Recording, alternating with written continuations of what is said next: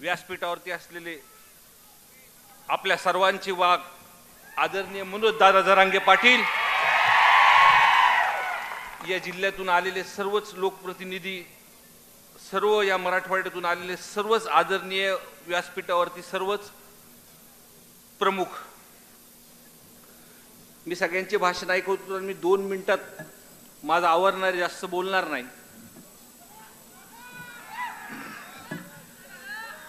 महाराष्ट्राच्या इतिहासामध्ये हा पहिला मोर्चा आहे जिचा उल्लेख आपल्या इकडे एक आमदारांनी केला की हा जातीपातीचा नाहीये. पण या मोर्चामध्ये जर घटनाक्रम जर तुम्ही बघितली, मी आदल्या पहिल्या दिवशीपासून मांडतोय, एक बौद्ध समाजाच्या माणसाला वाचवायला एक मराठा समाजाचा माणूस तिथे जातो आणि आमदार म्हणून पहिल्यांदा तिथे गेल्यानंतर जी काय परिस्थिती बघितली त्या कुटुंबाची, त्याच दिवशी मानसिकता माझी झाली होती की हे जे काही मास्टर माइंड आहे ह्यांना फासावर चढवल्याशिवाय मी शांत बसणार नाही. आणि हा मांडणारा एक तिली समाजाचा माणूस, सुरुवातीवरती आमच्यावरती आरोप केले की ह्याला राजकीय कट काहीतरी निर्माण केलं, राजकारण केलं जातं.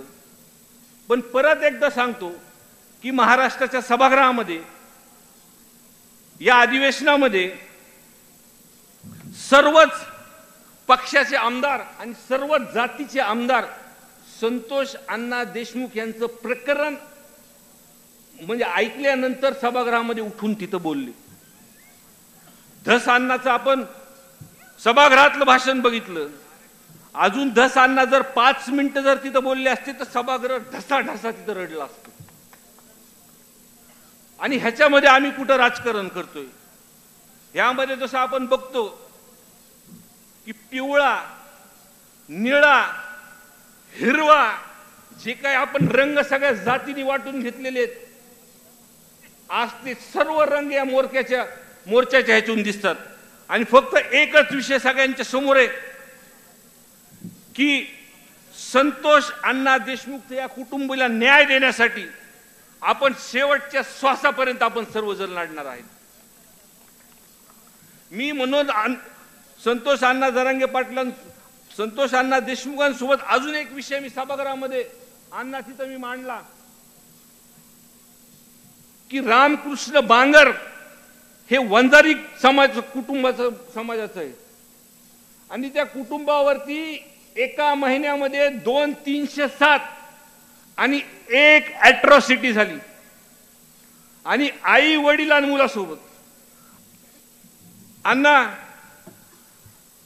आम्ही प्रामुख्याने आम्ही तुमच्याकडे बघतो, तुम्ही सरकारमध्ये असल्यामुळे, तुम्ही सीएम साहेबाच्या किंवा सरकारमध्ये जवळ असल्यामुळे आम्ही तुम्हाला म्हणतो की निर्णय घेताना अण्णा एकामेकावर तुम्ही अण्णा आम्ही कळकळून माग राहू तुमच्या, पण एकामेकावर निर्णय घेताना टाकू नका. ह्याच्यामुळे हसले आणि त्याच्यामुळे वाचले. आम्ही पहिल्या दिवशीपासून आमची मागणी तीच आहे.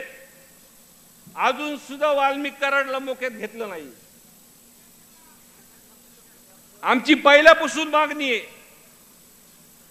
की जो मास्टर माइंड आहे, जे मोबाईलचे सीडीआर आहेत, ते सीडीआर तपासून कोण कोण त्याच्यामध्ये वाल्मिक अण्णा कराड आहे किंवा त्यांच्या वरिष्ठांनी सुद्धा तिथं तपास थांबवण्यासाठी फोन जर केला असेल, ही महत्वाची गोष्ट मी तुम्हाला सांगतो.